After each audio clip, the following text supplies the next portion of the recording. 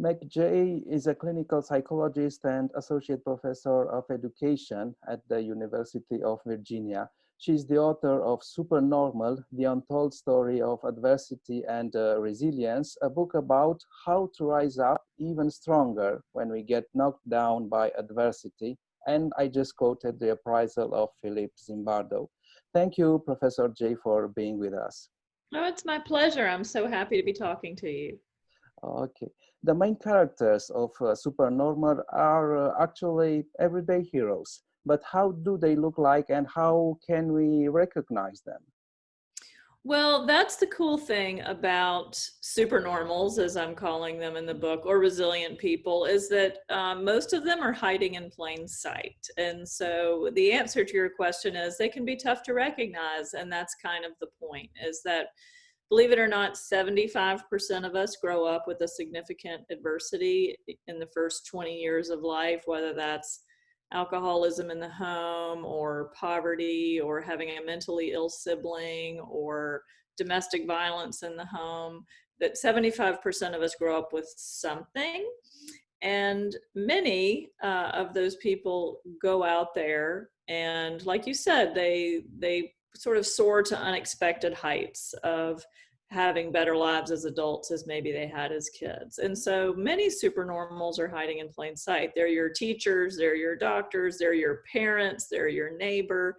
And so part of the book is talking a bit about the mystery of that supernormals are all around us. And maybe you've had the experience where a friend shares with you something about their background and you say, oh, I had no idea, I never would have guessed.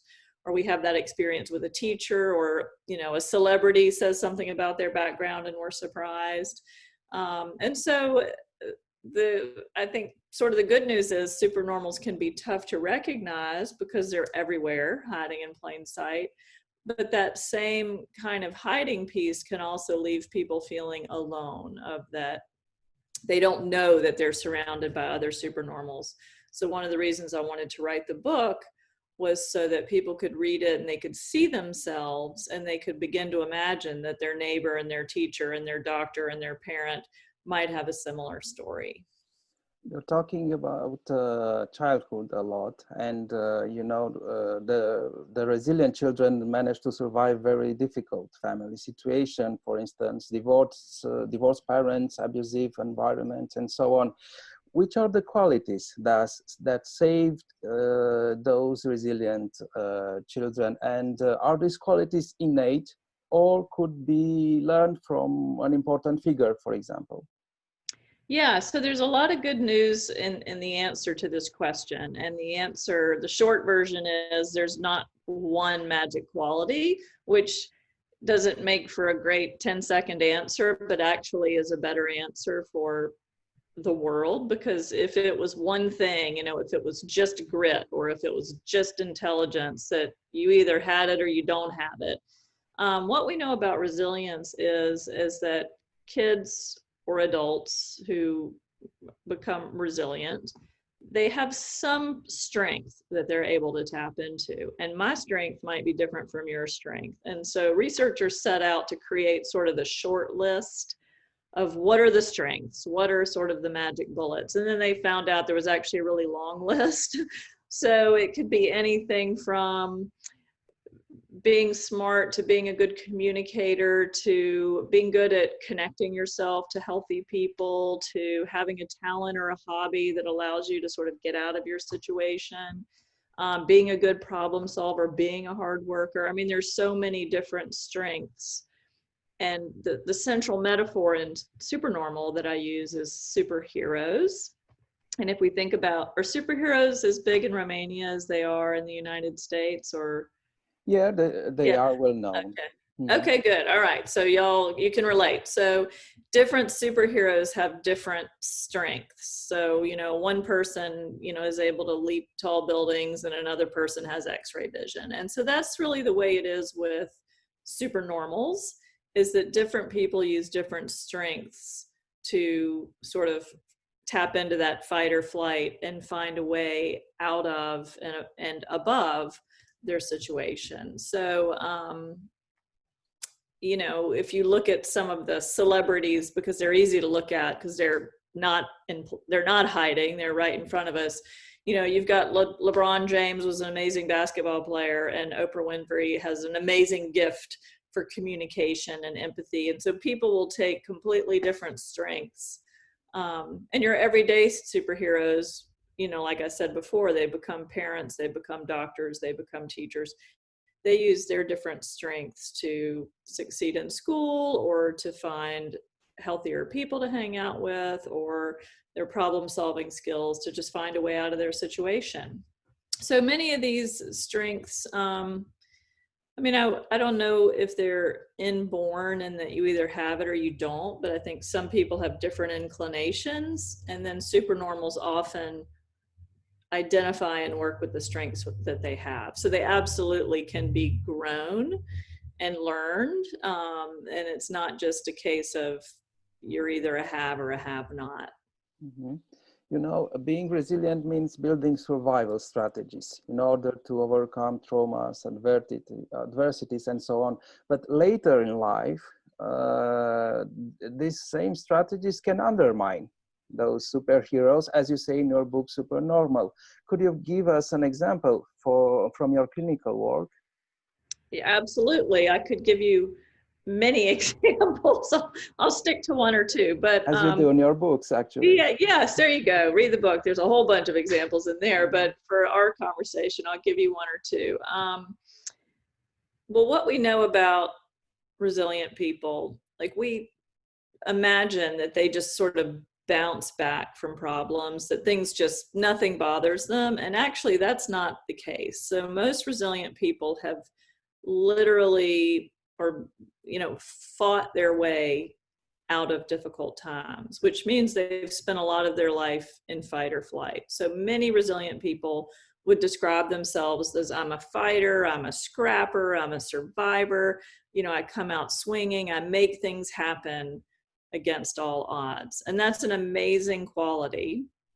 However, living your life in fight or flight and scrapping for 5, 10, 15, 20 years is exhausting. It's physically taxing on the body and the mind, because your body is kind of being overexposed to its own survival techniques. It's being overexposed to stress hormones. And over time, this creates wear and tear on the body and the brain. And that's why supernormals, they're human. So over time, they're going to feel tired, maybe depressed. They may have physical or emotional difficulties just because of that cumulative wear and tear. I'm thinking of a client right now who has an amazing story of, well, and I write about her in the book. So she was sexually abused by a coach when she was in high school. And this was something that I was hearing about before it became quite well known. And so she fought her way out of that situation and into a college far away. And then now she works with children and teens who were also sexually abused, which is an amazing and wonderful story. However, I think doing this difficult work after having an early difficult life, it takes a toll. And so I think at times she struggles with feeling exhausted, feeling depressed, feeling very sort of weighted down. And so I think for the survival strategies she uses going forward, she's going to need to add things in that allow her to take care of herself or restore herself, and not just now take care of other people. As you already said, the supernormal mode becomes overwhelming sometimes, like the kryptonite stone for Superman. And right. It is obvious that those people should change something in their lives. How could they reboot themselves, as you use this term in your book? Yeah, so I talk about in Supernormal, I talk about the reboot, which is really it's a restart, it's a fresh start. And so I think it's a healthy impulse that a lot of supernormals have to say, I'm going to get out of my situation and I'm going to have a new life. And that can work out really well. But sometimes the first ways we can think of doing that is I'm going to move somewhere new, or I'm going to be someone new. I'm going to change my name. I'm going to change my, kind of who I am and create a new life. But sometimes what has to go along with that is also creating, I think, like I said a minute ago, new survival strategies to maybe add in not just the fight survival strategy, but also the self-care survival strategy of how can I not just scrap it for myself anymore, but also let other people help me or let other people know about this so I'm not going through this alone, or find ways that I can help my body relax after maybe years of working very hard to get to a new place. So a lot of times it's about finding new habits around health, finding new people who are not stressful but nurturing, and just talking about something that maybe has never been spoken about before, that we know that whether that it doesn't have to be to a therapist, it could be to a friend or a family member or a clergy member, but we know that holding in important and difficult stories also creates stress on the body, and it gets in the way of us being able to create closure around that and really have the reboot that we want. So you're talking about resilient people who hide themselves, and this one of the solution will be to be more open, to be more vulnerable. Yeah, that I was teaching this book in a class recently, and somebody said, well, don't you think that's changed? Look at all the people who write these memoirs about, look at, what I grew up with or what was the past for me. And it has, but if you read those books, they almost always had a long period of hiding before. They kind of get to the high point and then they can write the book. And so what is hidden is often that journey of going through all that alone. And so I think people need to get to a safe place physically, emotionally, professionally, before they feel like they can say, okay, here's the whole story. And that, but not everybody has to write a book about it. So you can, like I said, tell your partner, tell your friend, tell your clergy member, and just share some of that burden with someone else, which you're right, does require making you more vulnerable, which probably historically has not felt safe for most supernormals. Professor Jay, thank you for your answers and for the vivid stories and explanation you offer in your book, Supernormal, The Untold Story of Adversity and Resilience. My pleasure. It was great to chat with you.